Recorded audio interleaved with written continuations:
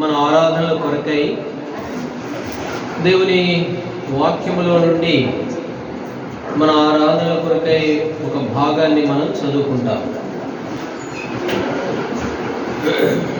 ఒక వాక్య భాగాన్ని మనం ఆరాధించేందుకు వరకు మాట్లాడద్దు, ఎవరు మాట్లాడద్దు. మీరు మాట్లాడాలనుకుంటే మందిరం అయిపోయిన తర్వాత మాట్లాడుకోండి. దేవుని మందిరంలో మత్తయి సువార్త 18వ అధ్యాయంలో ఎక్కడిద్దరు ముగ్గురు కూడి ఉంటారో వారి మధ్యలో నేను ఉంటానని ప్రభు చెప్పాడు. కాబట్టి మన మధ్యలో ప్రభు ఉన్నాడు, కనపడట్లేదులే కానీ మన మధ్యలో ప్రభు ఉన్నాడు. ఆయన ఉన్నప్పుడు ఎంత భయంగా ఉంటాం. మన ఇంటికి ఎవరన్నా ఒక ఆఫీసర్ వస్తేనే ఎంతో భయం, గడగడ ఉరిగిపోతాం. కలెక్టర్ వస్తే ఇది ప్రభు ఉన్నాడని ఇంకా చాలా భయంతో ఉండాలి. సరే, ఈ సమయంలో ఆరాధన కొరకై పరమగీతాల గ్రంథం మొదటి అధ్యాయం, పరమగీతాల గ్రంథం మొదటి అధ్యాయంలో మన ఆరాధన కొరకు ఒక భాగాన్ని మనం చదువుకుంటాం. పరమగీతాల గ్రంథము మొదటి అధ్యాయము 6వ వచనం అందరము కలిసి చదువుకుంటాం. నల్లని దానని నన్ను చిన్న చూపులు చూడకుడి, నేను ఎండ తగిలిన దానను, నా సహోదరుడు నా మీద కోపించి నన్ను ద్రాక్ష తోడుకు కావలగత్తిగా నుంచిరి, అయితే నా సొంత తోడును నేను కాయకపోతిని. ఇదే పరమగీతాల గ్రంథము 8వ అధ్యాయము 5వ వచనము పై భాగం కాకుండా 2వ వరుస అందరం కలిసి చదువుకుంటారు. పరమగీతాల గ్రంథము 8వ అధ్యాయము 5వ వచనంలో 2వ వాక్య భాగాన్ని అందరూ కలిసి చదువుకుంటాం. జల్దరు వృక్షము క్రింద నేను నిన్ను లేపితిని. చాలు. ఇక్కడ మనం చూస్తాము, పరమగీతాల గ్రంథంలో ఇక్కడ ఉన్నటువంటి ఆ యొక్క సంఘమునకు సాదృశ్యంగా ఉన్నటువంటి సూలమతి అనేటువంటి ఒక ఆమె మాట్లాడుతూ ఉంది తన ప్రియునితో, ప్రభువుతో. కాబట్టి సూలమతి అనగా సంఘము, ఈనాడు ఇక్కడ ఉన్న మనం. ఇప్పుడు ఏమంటుంది మొదటి అధ్యాయం 6వ వచనంలో, నేను నల్లని దానను, అయితే నన్ను చిన్న చూపులు చూడొద్దు. ఎందుకు నేను నల్లగా అయిపోయాను అని అంటే ఏమంటుంది? నేను ఎండ తగిలిన దానను. కాబట్టి ఎండ తగిలిన దానను, ఆమెకి ఏం తగిలింది అని అంటే ఎండ తగిలింది. ఎండ ఎంత ప్రమాదమో ఈ కాలం మనకు బాగా తెలుసు. ఎండాకాలం ఎంత కనిగిరి ప్రాంతంలో ఎంత ఘోరంగా ఉంటుందో ఇప్పుడు మనం అనుభవిస్తూ ఉన్నాం. ఎండలో ఎలాంటి పరిస్థితులు ఉన్నాయి అని అంటే, యోనా గ్రంథం 4వ అధ్యాయంలో యోనాను గురించి ఒక మాట చదువుతాం. యోనా గ్రంథము 4వ అధ్యాయము 8వ వచనం, 4:8. మరియు ఎండ కాయగా దేవుడు వేడిమి గల తూర్పుగాలిని రప్పించెను, యోనా తలకు ఎండ దెబ్బ తగలగా అతడు సొమ్మసిల్లి బ్రతుకుడు కంటే చచ్చుట నాకు మేలనుకొనేను. యోనా ఏమనుకున్నాడు అని అంటే, నేను బ్రతకడం కంటే చావడం నయం అనుకున్నాడు. ఎందుకు అనుకున్నాడు? ఎండ దెబ్బ తగలగా. కాబట్టి యోనా తలకు ఎండ దెబ్బ తగిలింది. ఆ ఎండ దెబ్బకి యోనా ఏమనుకున్నాడు అని అంటే, నేను బ్రతకడం కంటే చచ్చిపోవడం మంచిది. అంటే ఆ ఎండ అంత ప్రమాదకరమైంది. ఒకసారి ఒక తల్లిదండ్రులు 2వ రాజుల గ్రంథం 4వ అధ్యాయం 18వ వచనంలో వారు పొలం పనికి వెళ్ళారు. అక్కడ కూడా చదువుతాం రండి. 2వ రాజుల గ్రంథం 4వ అధ్యాయము 18వ వచనం తీసిన వారు ఎవరైనా చదవండి. ఆ బిడ్డ ఎదిగిన తరువాత ఒకనాడు కోతపోయే వారి యొద్దనున్న తన తండ్రి దగ్గరికి పోయి అక్కడ ఉండగా, వాడు నా తలపోయినే అని తన తండ్రితో చెప్పెను. అతడు వారిని తల్లి ఎత్తుకుని తీసుకొని పోయి పనివాళ్ళు ఒకరికి చెప్పగా, ఎత్తుకొని వారి తల్లి ఎత్తుకు తీసుకొని పోయిన పిల్లవాడు మధ్యాహ్నం వరకు అక్కడ ఉండి చనిపోయాను. ఒక తండ్రి వారి కుటుంబం పొలం పనిలో ఉన్నారు. పొలం పనిలో ఉంటే ఈ కుర్రవాడు ఏం చేశాడంటే పొలానికి వెళ్ళేసరికి ఏమన్నాడు? నా తల పోయింది అని మధ్యాహ్నం దాకా ఉన్నాడులే, కానీ మధ్యాహ్నం తర్వాత చనిపోయాడు. కాబట్టి ఎండ ప్రమాదకరమైంది. పొలంలో ఎండ, ఆ ఎండ దెబ్బ తగిలింది. ఆ వివరణ అంతా రాయబడలేదులే, కానీ జరిగింది అదే. ఎండ దెబ్బ తగిలింది పిల్లోడికి. ఎండ దెబ్బ తగలగానే చనిపోయినట్లుగా చూస్తాం. యోనా అన్నాడు, యోనా పెద్దవాడు, పిల్లోడు కాదు, పెద్దవాళ్లే, కానీ పెద్దవాడు అయినా కూడా ఆ ఎండకి ఏమైపోయాడు? కళ్ళడిల్లిపోయి, ఈ ఎండకి నేను బ్రతకడం కంటే చచ్చుట మేలు అనుకున్నాడు. యోనా తలకు ఎండ దెబ్బ తగలగా. కాబట్టి ఎండ దెబ్బ ఎంతో ప్రమాదకరమైనది. అయితే ఈ సంఘము లేక సంఘము అనగా, సంఘం అంటే ప్రసాద్ ఒక్కడే సంఘం కాదు, ఇక్కడున్న మనమంతా సంఘమే. ఇందులో ఉన్న ఒక్కొక్కరు అందరము ఆ సంఘంలో చేర్చబడిన వారు. ఈ సూలమతి అనేటువంటి సంఘము ఏమంటుంది అని అంటే, గతంలో ఆమె స్థితి ఏంటి అని అంటే ఎండ తగిలిన దానను. కాబట్టి ఏమైందంటే ఆమెకి ఎండ తగిలింది. ఎండ తగిలితే ఎంత ప్రమాదమో 2 సందర్భాలు నేను చూపించాను. ఒకటి రాజుల గ్రంథంలో పిల్లోడు చనిపోయాడు, రెండవది యోనా అన్నాడు, మరి నేను చచ్చిపోవడం మంచిది, ఎండ దెబ్బకి తట్టుకోలేకపోతున్నాను అని. కాబట్టి ఎండ ఎంతో ప్రమాదకరమైనది. అయితే ప్రభు దగ్గరికి రాకమునుపు, జలధర వృక్షం దగ్గరికి రాకమునుపు మన స్థితి ఏమిటి అని అంటే ఎండ తగిలిన వాళ్ళమే. ఎండలో ప్రమాదం, ఎండలో మరి నష్టము, హాని ఉంది. ఒకప్పుడు మన జీవితాల్లో ఏముందంటే ఎండ తగిలిన వారము, మరి ఎండ వలన మరణము, దానికి మనము మరి పాత్రులు. అయితే ప్రభువారు ఏమన్నాడు తెలుసా? యెషయా గ్రంథం 49వ అధ్యాయం. యెషయా గ్రంథం 49వ అధ్యాయము 10వ వచనం చదవండి. 49:10. 49వ అధ్యాయము 10వ వచనం. మరియు వారి యందు కరుణించువాడు వారిని తోడుకొని పోవును, నీటి బుగ్గల యొద్ద వారిని నడిపించును. కాబట్టి వారికి ఆకలైనను దప్పికైనను కలుగుదు, ఎండమావులైనను ఎండైన వారికి తగలదు. అటు ప్రభు బిడ్డలకి ఏం తగలదు అంటే ఎండమావులైనను ఎండైనను తగలదు. ఎందుకనంటే వారిని నడిపించే నాయకుడు, వారిని నడిపించే దేవుడు ఆ జలధర వృక్షం. గత వారం జలధర వృక్షం గురించి చెప్పాం. అటు జలధర వృక్షం మన ప్రభువే. ఆ జలధర వృక్షము వారికి ఏం కలగజేయదు అని అంటే ఎండమావులైనను ఎండైనను వారికి తగలదు అని. వాస్తవంగా ఆ సూలమతే కాదు, ఆమె స్థానంలో ఒకప్పుడు మన జీవితంలో మనం కూడా ఎలాంటి వారు అంటే ఎండ తగిలిన వారు. ఎండ తగిలితే ఏమవుతుందంటే మరణిస్తాం, చచ్చిపోతారు. అంత ప్రమాదకరమైనది ఎండ. అయితే ఏమన్నాడు ప్రభు?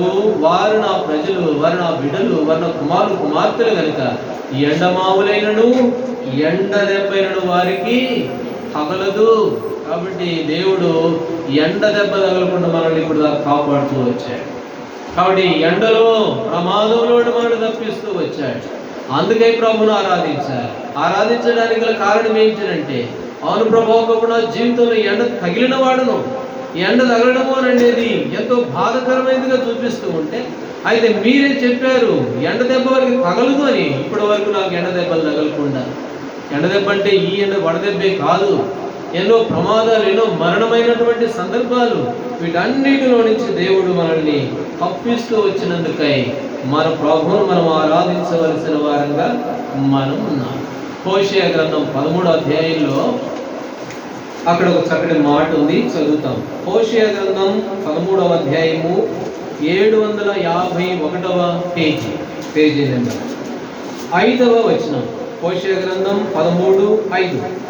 మహా ఎండకు కాలిన అరణ్యములో నిన్ను స్నేహించిన వాడును నేనే.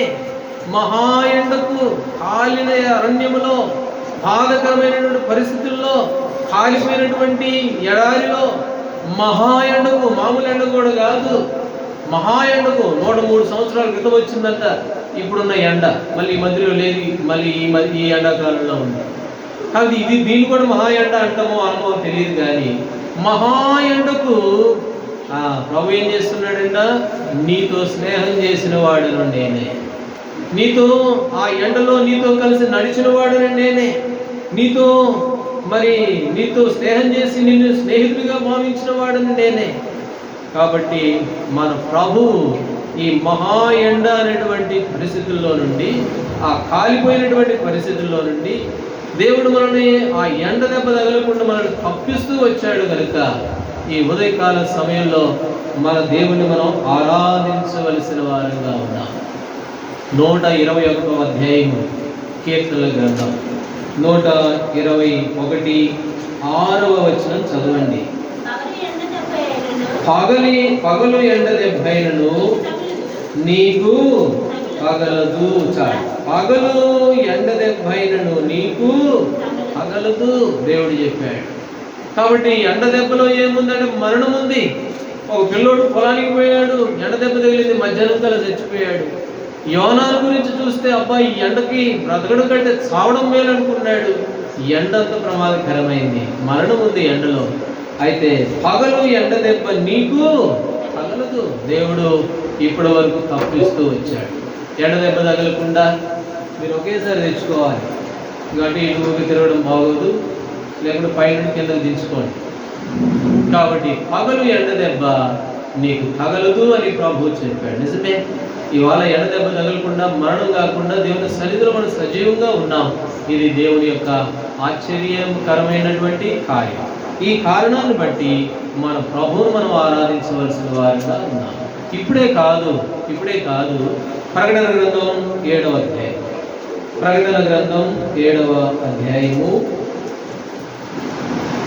16వ వచనం చదవండి. ప్రకటన 7:16.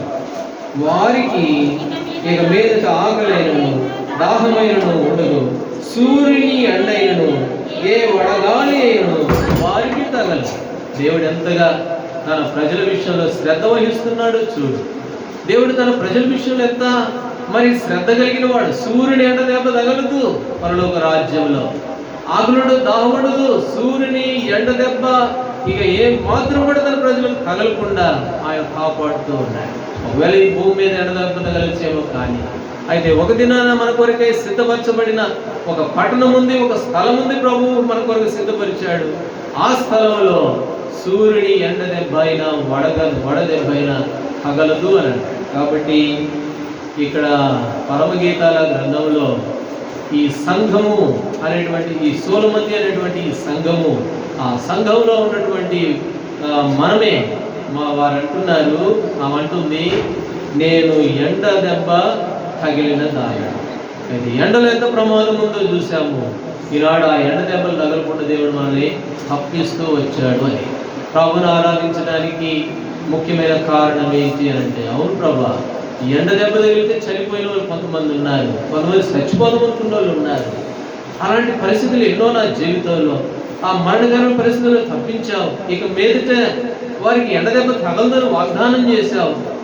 అయితే అలాగ నన్ను ప్రేమించి ఇప్పుడు వరకు తప్పించి నన్ను కాపాడుతూ వచ్చినందుకై మిమ్మల్ని ఆరాధిస్తున్నాను అని చెప్పి దేవుణ్ణి మనము స్తుతించవలసిన వారంగా ఉన్నాం. సరే, ఇప్పుడు రెండవ విషయానికి వెళితే, ఈ సూలమతి ఏమన్నది? 1వ అధ్యాయం 6వ వచనంలో, నేను ఎండ తగిలిన దానను. ఎండ అనేది ఇప్పుడు ఎండ ఏమైందంట? తగిలింది. ఎండ అనేది మరణానికి సూచిస్తూ ఉంది మొదటి భాగంలో. రెండోది ఎండ ఆమెకి ఏమైందంటే తగిలింది. ఎండ తగిలితే ఎలాగుంటుంది అని అంటే ఎంతో కష్టం. ఎండలో చాలా కష్టం, చాలా శ్రమ. ఎండ శ్రమకు సాదృశ్యంగా కూడా మనం చూడవచ్చు. కాబట్టి ఎండ తగిలిన వారం గతంలో మన జీవితాల్లో ఎండ మరణానికి సాదృశ్యం, మరణం నుండి తప్పించబడ్డాం. రెండవది ఎండ అనేది శ్రమను చూపిస్తూ ఉంది. 2వ సమూయేలు గ్రంథం 22వ అధ్యాయం, 2వ సమూయేలు గ్రంథం 22వ అధ్యాయము 28వ వచనం చదవండి. 28.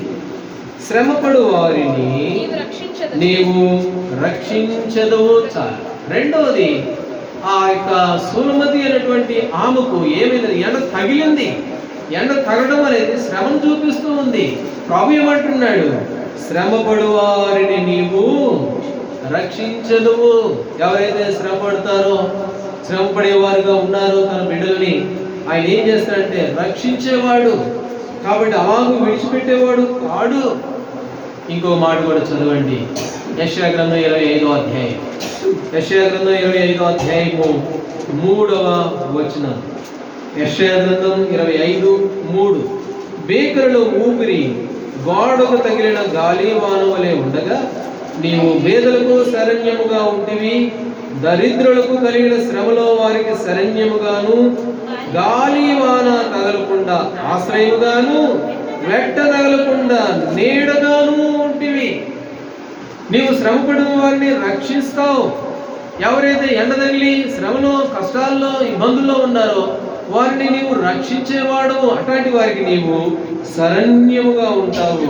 వెట్ట తగలకుండా వారికి నీడగా ఉంటావు. వెట్ట తగలకుండా నీడగా ఉంటాడు. గత వారం, అంతకుముందు వారం కాబట్టి అంతకుముందు లూకాసు వార్త 24:15 వచనంలో ఎమ్మయ్యో అనే గ్రామానికి ఇద్దరు వెళ్తూ ఉన్నారు. 17 వచనంలో వారు దుఃఖంలో ఉన్నారు, వారు శ్రమలో ఉన్నారు, వారు బాధలో ఉన్నారు. అయితే 15 వచనంలో ఏమని రాయబడింది? యేసు తానే దగ్గరికి వచ్చి వారితో కూడా నడిచాడు. ఎందుకు అంటే శ్రమపడిన వారిని నీవు విడిచిపెట్టవు. శ్రమపడిన వారికి శరణ్యంగా ఉంటావు, వారికి వెట్టదగలకుండా నీడగా ఉంటావు. అందుకనే దేవుడు ఆ ఎమ్మయ్యో అనే గ్రామానికి వెళ్తున్న ఇద్దరు మనుషులు, వారి శ్రమలో, దుఃఖంలో, వేదనలో, వారి జీవిత ఎన్నో పరిస్థితుల్లో వారు శ్రమలో గుండా వెళ్తూ ఉంటే యేసు ప్రభువు వారు తానే దగ్గరికి వెళ్ళి వారితో పాటు నడిచి శ్రమలో ఉన్న వారిని తప్పించేటువంటి దేవుడు. ఈ శ్రమలో ఉన్న మనలందరినీ తప్పించేందుకు కొరకై ప్రభువైన యేసుక్రీస్తు వారు ఆయనే శ్రమ పొందుతూ వచ్చాడు. మార్కు సువార్త 9వ అధ్యాయంలో మాట, మనుష్య కుమారుడు అనేక శ్రమలు పొంది, మార్కు సువార్త 9:12. మార్కు సువార్త 9వ అధ్యాయము 12వ వచనం. అందుకు ఆయన 12వ వచనం అంతే, ఆయనను మనుష్య కుమారుడు అనేక శ్రమలు పడి, చాలు, మనుష్య కుమారుడు అనేక శ్రమలు పడి. కాబట్టి మానవుల కొరకై, మనకున్నటువంటి శ్రమలను తొలగించేందుకు కొరకై ప్రభువైన యేసుక్రీస్తు వారు అనేక శ్రమలు పడ్డాడు. హెబ్రీ 2:13 తాను శోధింపబడి శ్రమ పొందెను కనుక శోధింపబడిన వారికి సహాయం చేయగలిగిన వాడు. కాబట్టి ప్రభువారు మన కొరకై శ్రమ పొందాడు. ఎండలో ఉన్నది నువ్వు నేను కాదు, యేసు ప్రభువారే ఎండలో ఉన్నాడు. ఎండ అనేది శ్రమను చూపిస్తూ ఉంది, ఎండ అనేది మరణాన్ని చూపిస్తూ ఉంది. ఆ మరణం నుండి దేవుడు తప్పించాడు. మనకు రావాల్సిన మరణమంతా కూడా ఆయన భరించాడు. మనకు రావాల్సిన శిక్ష అంతా యేసు ప్రభువారు భరించాడు. మనకు రావాల్సిన మనం శ్రమల్లో ఉండగా, కష్టాల్లో, ఇబ్బందుల్లో, అనేకమైన పరిస్థితుల్లో మనం ఉండగా మనకు బదులుగా, మన బదులుగా ఆయనే శ్రమ పొంది కలవరి శిలువలో ఆయన చనిపోయి మన కొరకే శ్రమలు పొందినటువంటి దేవుడిగా మనం చూస్తాం. ఇది రెండవది. ప్రభును ఆరాధించడానికి గల కారణాలు ఏంటంటే, ఒకటి, ఎండ మరణాన్ని చూపిస్తూ ఉంటే దాని నుండి ఇప్పుడు తప్పించాడు. పగలెండ దెబ్బకి తగలదు అన్నాడు. ఎన్నోసార్లు ఆ పరిస్థితుల నుండి దేవుడు మనల్ని తప్పించాడు. ఎండ అనేది శ్రమను చూపిస్తూ ఉంటే ఆ శ్రమంతా కూడా యేసు ప్రభువే భరించాడు. తానే భరించాడు మన శ్రమలన్నీ కూడా. శ్రమ అంటే ఇంట్లో ఉన్న పట్టుకోవడాలు, తిట్టుకోవడాలు, అప్పులు, డబ్బులు లేకపోవడం, ఈ శ్రమలు కాదు. ఆయన అన్నాడు, ఒక ధనవంతుడు ఏమన్నాడు తెలుసా? తండ్రి అయిన అబ్రహామా, నీ పక్కన ఉన్నాడుగా, నీ రోమను ఆనుకుని ఉన్నాడుగా లాజరు, ఈ గ్లాస్ వద్దు, చెముడొద్దు, చిటికిన వేలుతో ఒక్క చుక్క దెమ్మని చాలు మంచిది. అది శ్రమ. వారి బాధా సంబంధమైన పొగ యుగయుగములు లేచిన, అది శ్రమ. ఆ శ్రమలో నుండి దేవుడు మనల్ని తప్పించాడు. ఇది చాలు ప్రభుని ఆరాధించడం కొరకే. నాకేమి ఇచ్చాడండి? ఒక అక్క అన్నది.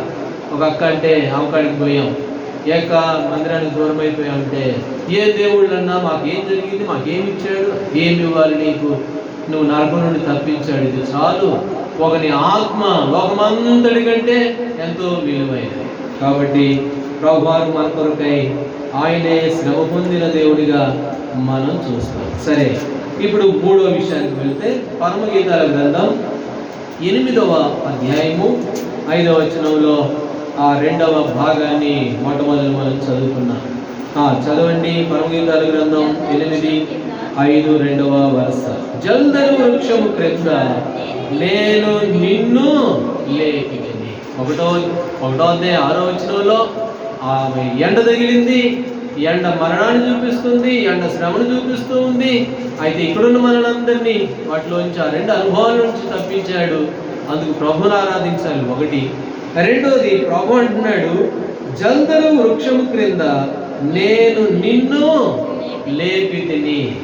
ప్రభు ఏం చేశాడంట? లేపాడి ఆ యొక్క సొలొమోను ఆమె లేక ఆమెతో పోల్చుకుంటే మనము ఎక్కడున్నామంటే పండుకొని ఉంటే ఆయన లేపాడు. అందుకని అన్నదిగా నన్ను లేపాడు ఆయన. నేను లేపితిని అని అన్నాడు ప్రభు. లేపినప్పుడు లేపబడక మునుపు ఆమె ఎక్కడుంది? అక్కడ పండుకున్నా లేక పడిపోయి ఉంటే ప్రభువారు ఏం చేశాడు? జల్దరు వృక్షము క్రింద నేను నిన్ను లేపాను. నేను లేకపోతే నువ్వు అక్కడే పడిపోయి ఉండేదాన్ని, లేక పడిపోయి ఉండేవాడు. కాబట్టి నేనే నిన్ను లేపితిని అని ప్రభు అన్నట్లుగా చూస్తాం. కాబట్టి పడిపోయిన వారిని లేపాడు. ఒక ఆయన ఉన్నాడు, మొదటి సమూయేలు గ్రంథం 9వ అధ్యాయంలో. కీషు అనే భాగ్యవంతునికి సౌలు అనే ఒక కుమారుడు ఉన్నాడు. మొదటి సమూయేలు గ్రంథం 9వ అధ్యాయము 2వ వచనం చదవండి. ఈయన ఎట్లాంటి వాడు? మొదటి సమూయేలు గ్రంథం 9వ అధ్యాయము 2వ వచనం. అతనికి సౌలు అనే ఒక కుమారుడు ఉండెను. అతడు బహు సౌందర్యము గల యవ్వనుడు. ఇశ్రాయేలు అతని పాటు సుందరుడు ఒకడు లేడు. అతడు భుజాలు మొదలుకొని పైకి ఇతరుల కంటే ఎత్తుగలవాడు. చాలు. ఈ సౌలు ఎలాంటి వాడు అని అంటే బహు సౌందర్యం కలిగిన యవ్వనుడు, బలవంతుడు. ఇతని భుజాలంట మిగతా వాళ్ళందరి భుజాల కంటే ఎత్తు. ఎంతమంది నిలబెట్టు, వాళ్ళందరికంటే భుజమే ఎత్తు. అంటే ఎంత గొప్పవాడో ఈ సౌలు. అంత గొప్పవాడు సౌలు. బహు సౌందర్యం కలిగిన వాడు, బలవంతుడు, యవనస్తుడు, బాగా యుద్ధం చేయగలిగిన వాడు, అందరికంటే ఎత్తున్నవాడు, గొప్పవాడు. 2వ సమూయేలు గ్రంథం 1వ అధ్యాయం 19వ వచనం చదవండి. 1వ సమూయేలు గ్రంథం 1వ అధ్యాయం 2వ సమూయేలు గ్రంథం 1వ అధ్యాయం 19వ వచనం చదవండి. ఇశ్రాయేలు నీకు భూషణముగు వారు నీ ఉన్నత స్థలముల మీద హతులైరి. ఆహా బలాఢ్యులు పడిపోయిరి. సౌలు చచ్చిపోయాడు. ఇప్పుడు దావీదు పాట పాడుతున్నాడు. సౌలు ఎట్లాంటి వాడు? అందరి భుజాల కంటే పెద్దవాడు, గొప్పవాడు, బలవంతుడు. ఇప్పుడు ఏమైపోయాడంట? దావీదు ఏమంటున్నాడు? ఆహా బలాఢ్యులు పడిపోయిరి. కాబట్టి పడిపోయాడు. ఎంత బలవంతుడైనా సరే పడిపోయాడు. జల్దరు వృక్షం కింద నేను నిన్ను లేపితిని. లేపక ముందు మన స్థితి ఏంటంటే పడిపోయిన వారు. లోకంలో మరి గొప్పవారు కావచ్చు, మంచి ఉద్యోగం కలిగిన వారు కావచ్చు, లేకపోతే బాగా ధనవంతులు కావచ్చు, లేక సౌలులాగా బాగా మరి అందగాలు కావచ్చు, ఎత్తుగా అన్నీ ఉండవచ్చు, అన్ని భాగ్యాలు ఉండవచ్చులే. కానీ అయితే సౌలు ఏమైపోయాడంటే పడిపోయాడు. లోకంలో ఇప్పుడు మనమంతా పడిపోయిన వారమే. 36వ కీర్తన 12వ అధ్యాయం. కీర్తనల గ్రంథం 36వ అధ్యాయము 12వ వచనం. అదిగో పాపము చేయవారు అక్కడ పడి ఉన్నారు, లేవలేకుండా వారు పడదు. అదిగో పాపం చేసేవారు. గొప్పవాడి కావచ్చు, సౌలులాగా, ఇతరుల భుజాల కంటే నీ భుజాలు ఎత్తు కావచ్చు, బలవంతుడు కావచ్చు, గొల్యాతు వలె. అయితే పాపం చేయవారు ఏమైపోయిందరట? అక్కడ పడి ఉన్నారు. ఎవరండి పాపం చేసింది? ఏ భేదం లేదు, అందరూ పాపం చేసిన వారే. చిన్నవారు మొదలుకొని పెద్దవారి వరకు. నదుని హృదయాలోచన వారి బాల్యం నుండే చెడ్డది. పాపం చేసిన వారందరూ ఏమై ఉన్నారు అని అంటే అక్కడ పడిపోయి ఉన్నారు. 107వ కీర్తన 20వ వచనం. 107వ కీర్తన 20వ వచనం చదవండి. ఆయన తన వాక్కును పంపి వారిని బాగు చేసెను, వారి పడిన గుంటలో నుండి విడిపించి, వారి పడిపోయిన గుంటలో నుంచి విడిపించాడు. ఎవరు పడిపోయిందంటే పాపం చేసిన వారందరూ అక్కడ పడిపోయి ఉంటే అయితే తన వాక్కును పంపాడు. ఏమిటి ఆ వాక్కు? యోహాను సువార్త 1:1 ఆదియందు వాక్యముండెను, వాక్యము దేవుడే ఉండెను. 14 ఆ వాక్యము శరీరధారి అయి కృపాసక్తి సంపూర్ణుడుగా యేసు ప్రభువుగా మన మధ్యలో ఆ వాక్కును పంపి వారు పడిన చోటులో నుంచి ఏం చేశాడు? వారిని లేవనెత్తాడు. అందుకని అన్నాడు, జల్దరు వృక్షము క్రింద నేను నిన్ను లేపితిని. మనకు తెలుసు లూకాసు సువార్త 10:30 ఒకడు యెరూషలేము నుంచి యెరికోకు దిగి వెలుచు దొంగల చేతిలో చిక్కాడు. 34 యెహెజ్కేలు గ్రంథం చదవండి. యెహెజ్కేలు గ్రంథం 16:5 యెహెజ్కేలు గ్రంథం 16:5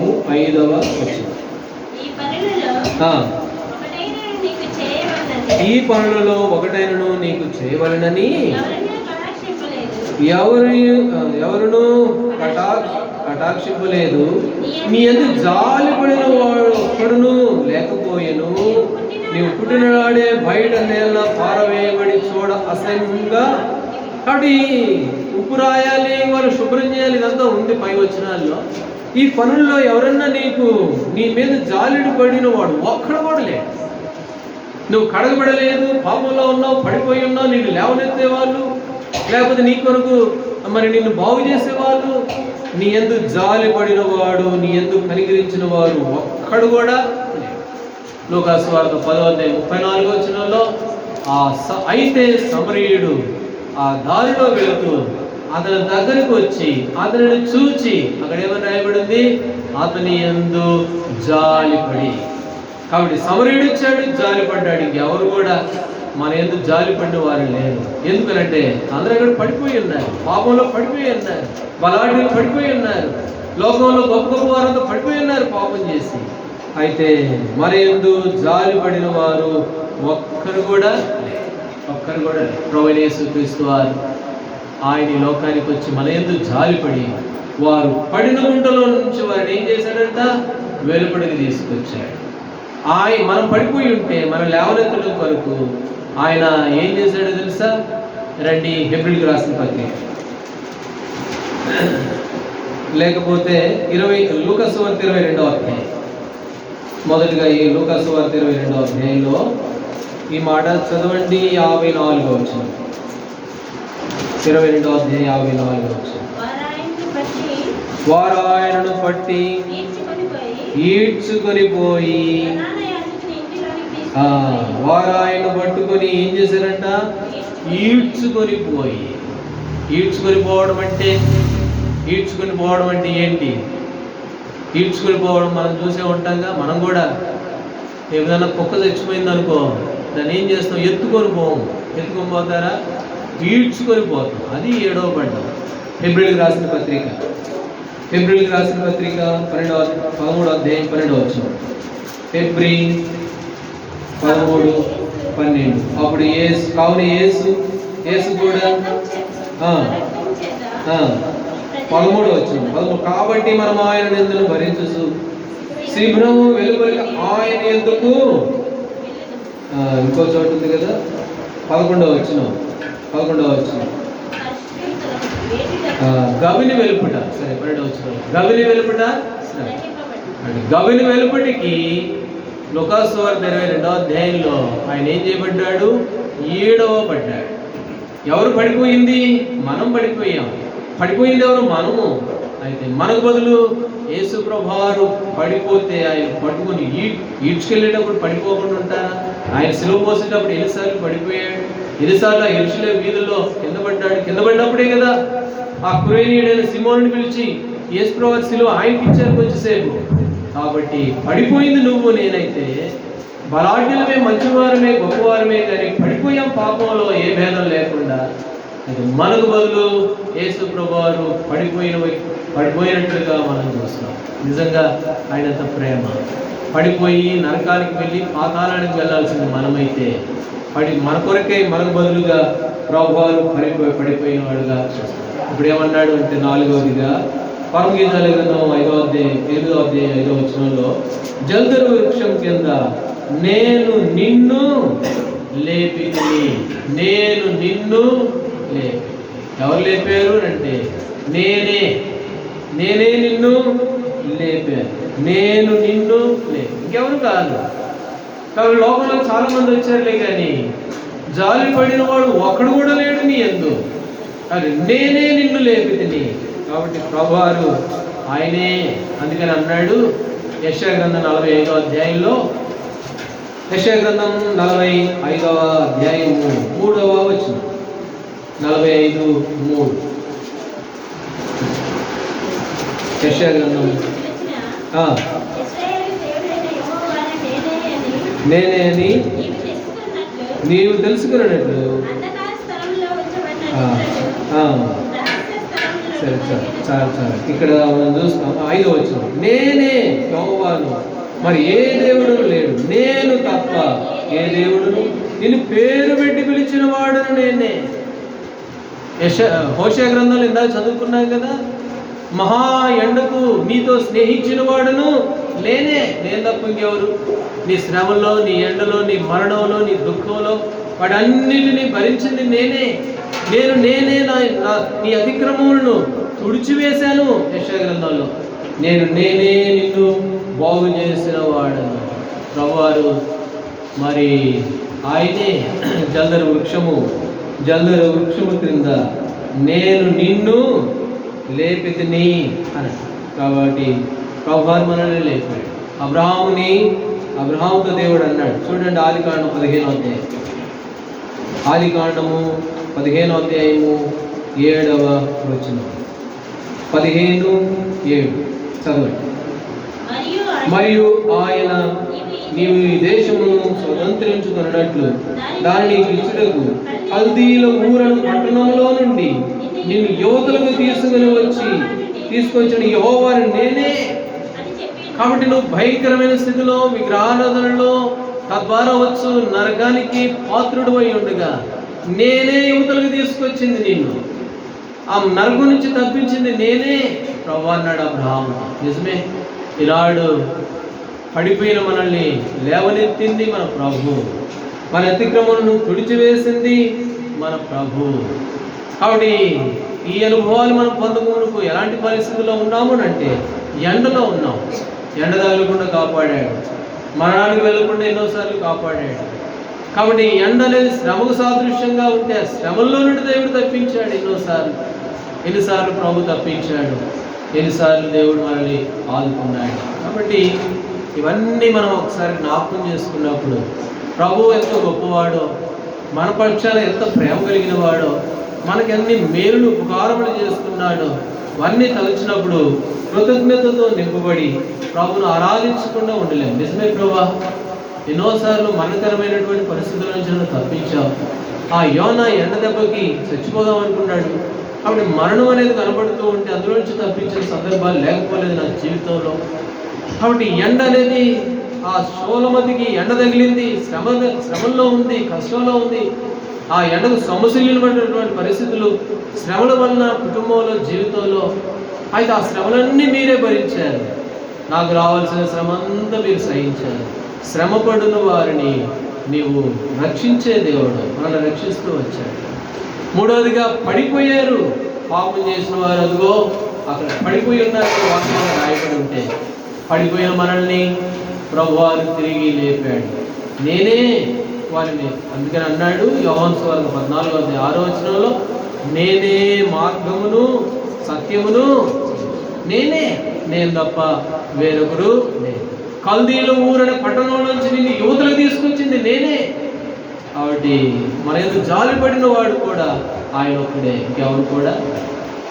అందుకని ఈ 4 సంగతుల్ని మనసులో పెట్టుకున్న వారమై ప్రభు చేసిన మేలు బట్టి కొన్ని నిమిషాలు ప్రభుని ఆరాధించి మనము స్తుతించి ఘనపరిచే వారంగా ఉంటాం. కాబట్టి ఒకరి తర్వాత ఒకరము విన్న వాక్యం ఆధారం చేసుకుని త్వరగా ప్రభుని ఆరాధించే వారంగా మనం ఉంటాం. ఒకరి తర్వాత ఒకరు ప్రభుని ఆరాధించాలి.